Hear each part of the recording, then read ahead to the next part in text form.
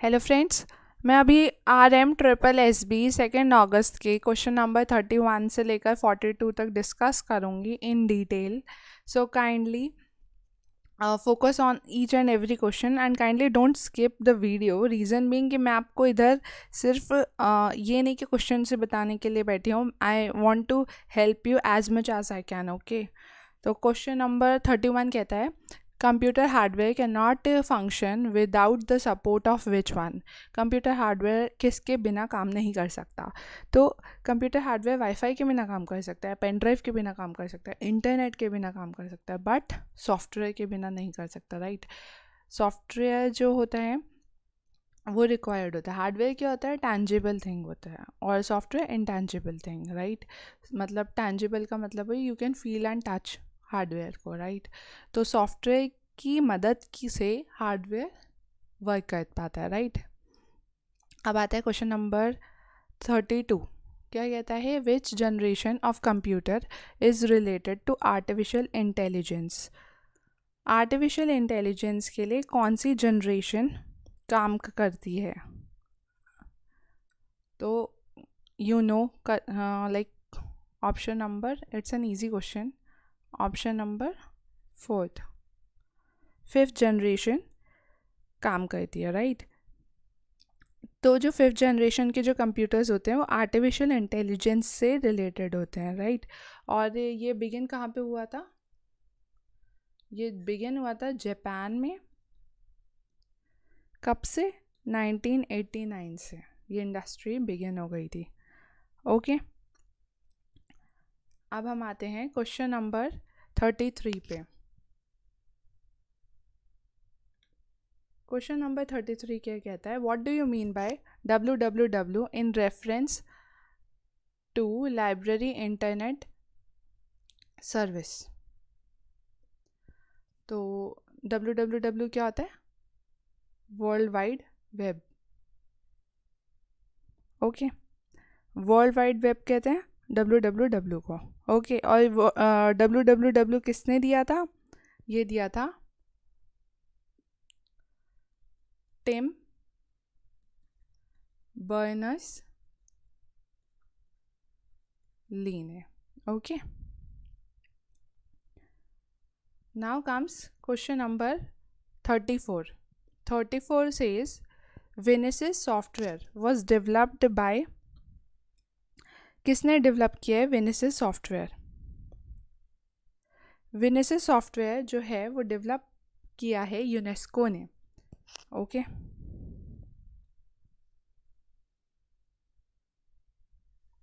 Basically विनिसिस software जो है वो एक विंडो वर्जन है जो कि डेवलप किया गया है बाय यूनेस्को. और ये जो है इससे क्या हुआ, इससे बेसिकली जो डेटाबेस है वो बहुत बड़ा हो गया, इससे जो कलेक्शन है वो बहुत अच्छा हो गया, है ना. ये बेसिकली जो आपका CD, एक सेकंड रुकिए, CDS सिस्टम को कन्वर्ट किया था विंडोज़ सिस्टम में. ओके, एंड जिससे क्या हुआ, आपका जो ग्राफिकल यूज़र इंटरफेस है वो बहुत अच्छा हुआ, GUI बहुत बेटर हो गया. ओके, अब हम आते हैं ISSN के ऊपर. Question number 35. ISSN stands for what. ISSN stands for International Standard Serial Number. Okay, so the correct option is option number 1. Okay, आपको पता है ISSN कितने डिजिट्स का होता है, इट्स ऑफ 8 डिजिट्स. ओके, ये यूज़ होता है आइडेंटिफाई करने के लिए सीरियल पब्लिकेशन को. ओके, ISBN क्या होता है, ISBN जो है वो बुक को आइडेंटिफाई करने के लिए यूज़ होता है, और ये होता है 10 डिजिट का होता है. ओके, तो ISBN का फुल फॉर्म क्या होता है, इंटरनेशनल स्टैंडर्ड बुक नंबर. दोनों आपको याद रहना चाहिए. Question number 36. क्वेश्चन नंबर 36 कहता है, which one of the following is output device. Output device कौन सी होती है, आउटपुट डिवाइस होती है हमारी प्रिंटर। रीज़न बीइंग कि प्रिंटर में क्या होता है कि कुछ कह सकते हो कि रिजल्ट्स बाहर आते हैं, राइट। कीबोर्ड जो है वो इनपुट देता है, माउस इनपुट देता है, स्टेटस जो है, स्टाइलस जो है वो अगेन इनपुट देता है। बट एक प्रिंटर है जो आपके हार्ड कॉपीज़ बाहर निकालता है, राइट, तो रिलीज़ करता है, तो रिजल्ट्स देता है। Okay, now comes to question number 37। 37 क्या कहता है? Radio frequency identification RFID technology is used in library sciences for, किस लिए यूज़ होती है? RFID technology. RFID टेक्नोलॉजी आपको पता होगा किस लिए यूज़ होती है? लाइब्रेरी के अंदर क्या लाइक कुछ इन एंड आउट हुआ है वो चेक करने के लिए, ठीक है। तो इसे कलेक्शन इन्वेंट्री जो है हम उसको मैनेज कर पाते हैं ईजिली।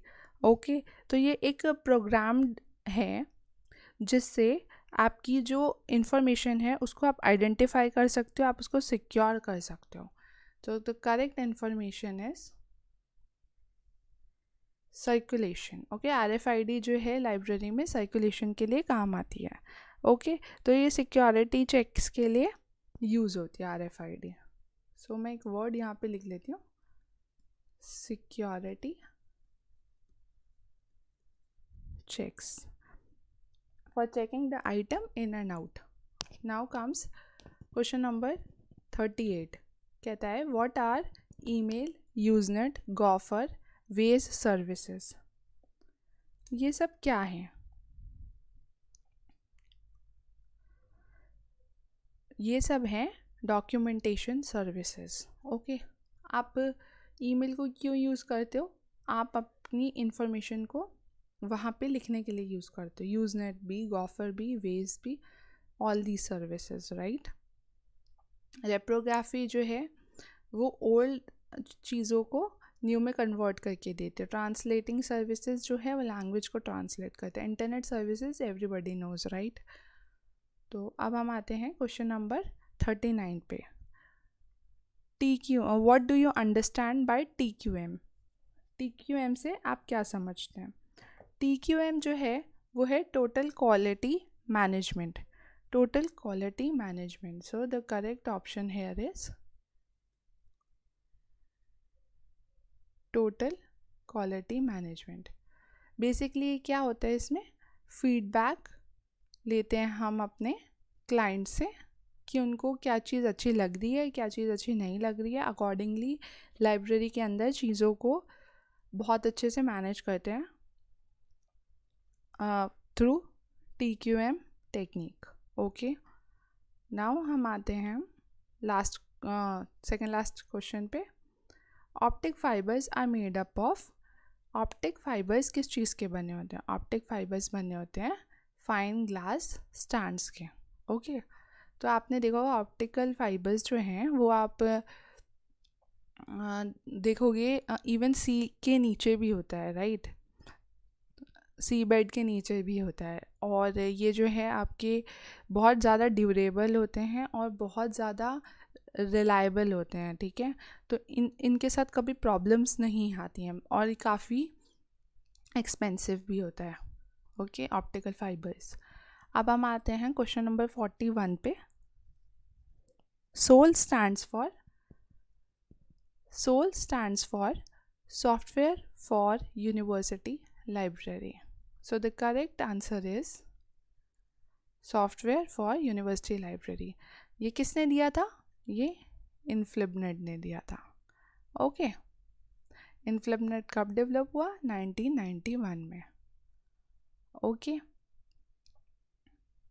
इनफ्लिबनेट के बहुत सारे और भी प्रोडक्ट्स हैं, तो SOUL is a very good product. Even many libraries use SOUL software, क्योंकि इससे आपकी कैटलॉगिंग काफ़ी ईजी हो जाती है ना।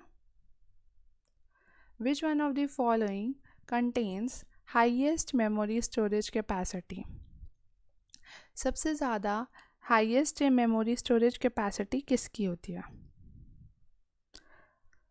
गीगाबाइट, किलोबाइट, टेराबाइट और मेगाबाइट? देखो इसका एक शॉर्ट फॉर्म है, इसको याद करने का,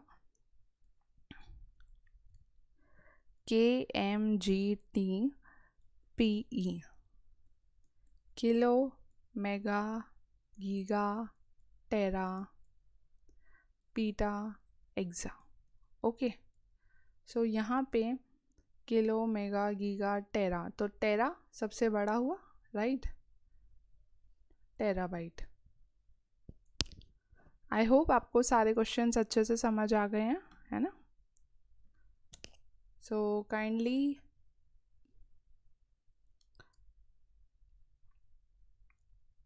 like, subscribe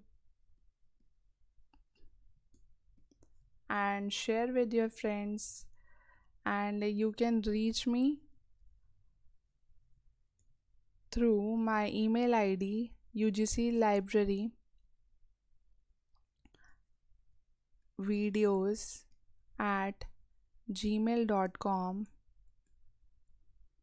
Any further queries, anything you want to learn, you can kindly reach me to my email ID. Okay, thanks.